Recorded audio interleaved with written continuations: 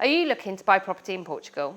How much money do you need to budget and what are the estimated closing costs? In this video, I'll present to you a breakdown of exactly what you need to budget for.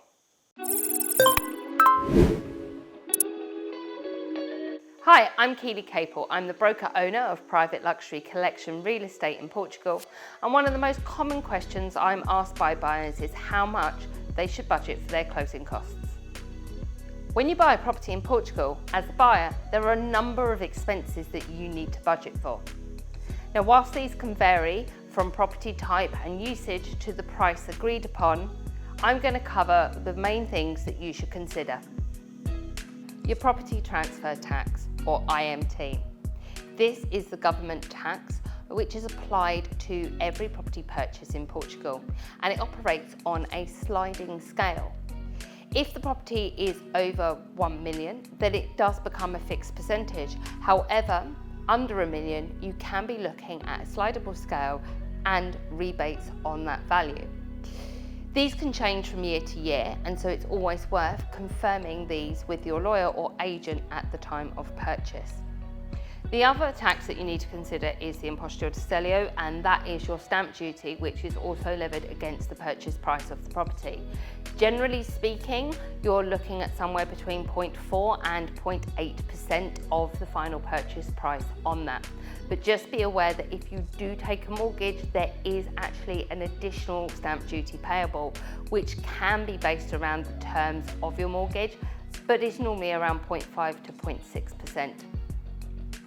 Now, if you are buying a property in a corporate structure, just be aware that there isn't going to be any stamp duty payable. However, you will still pay a transfer tax.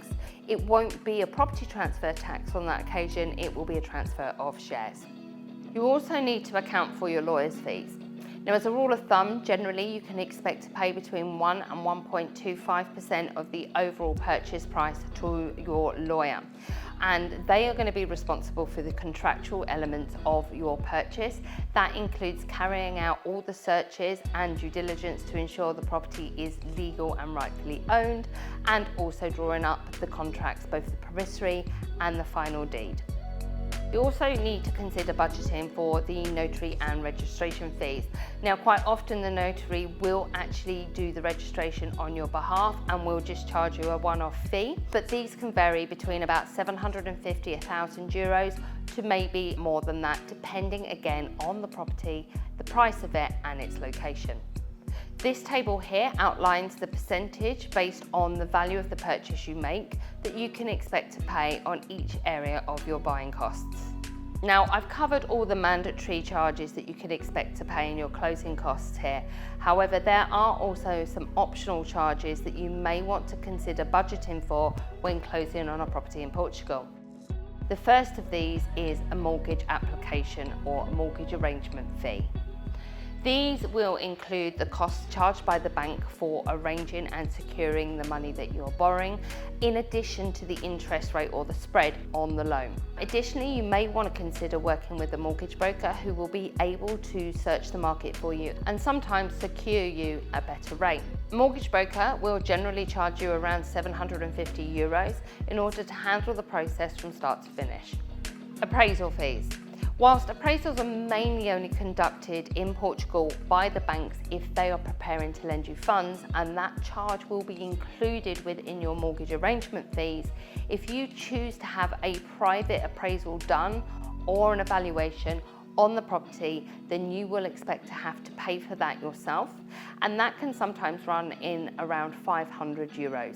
And finally, an inspection or surveyor will cost you around 300 to 500 euros to complete a full report.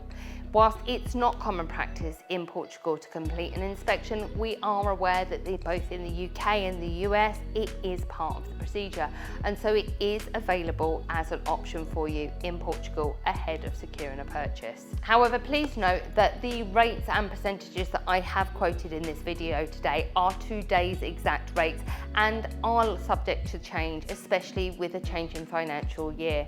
So it is always advisable for you to speak directly with your lawyer at the time of purchase for them to give you an exact breakdown of the closing costs that you can expect to pay. Let me know if you have any questions below in the comments, and please do tell me if you've ever stumbled across any hidden costs you weren't expecting when you purchased a home. If you'd like more information on the buying process or the costs involved in purchasing property in Portugal, or you are actively looking to buy a property, please reach out to me and book a free consultation, and I'll be happy to help you further.